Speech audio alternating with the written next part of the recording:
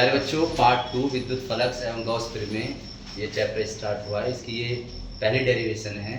किसान coaching centre Ghaziabad online platform में आपका हार्दिक स्वागत है। ये डेरिवेशन बड़ी इंपॉर्टेंट है, बड़े ध्यान से समझेंगे।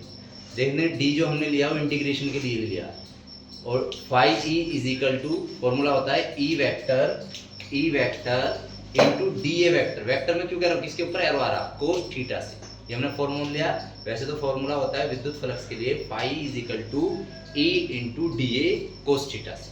अब हमें करना क्या है, आपने एक सूत्र पढ़ा था पार्ट नंबर 1 में, वैद्युत क्षेत्र की तीव्रता E बराबर 1/4 pi epsilon not Q upon R square रखने पर। ये आपका जो फॉर्मूला था किसी बिंदु आवेश के कारण वैद्युत क्षेत्र की तीव्रता का फॉर्मूला था।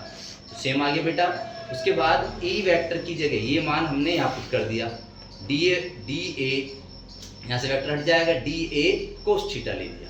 अब हम देख रहे हैं बेटा क्या कि D A cos theta R square, ये डी ओमेगा के होता है। ये पीछे पढ़ाया भी था मैंने स्टेडियन में आपको, D A cos theta R square D omega के होता है। तो डी ओमेगा रखना है, तो ये सेम आएगा बेटा, 1 का 1 आएगा, क्यों का क्यों आएगा, नीचे आ जाएगा आपका 4 पाई एप्सिलॉन नॉट, और हमने D A cos theta R square किसके बराबर रख दिया, डी ओमेगा के रख दिया।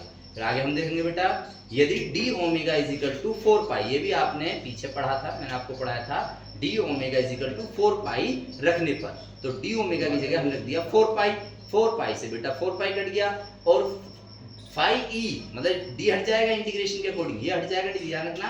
Phi is equal to Q की गुणा 1 में करेंगे, क्यू की 1 में गुणा करने पर क्यू आ गया, और नीचे आ गया एप्सिलॉन नॉट। बेटा यही गॉस की प्रमेय की उत्पत्ति हुई है, यही गॉस का नियम है। धन्यवाद।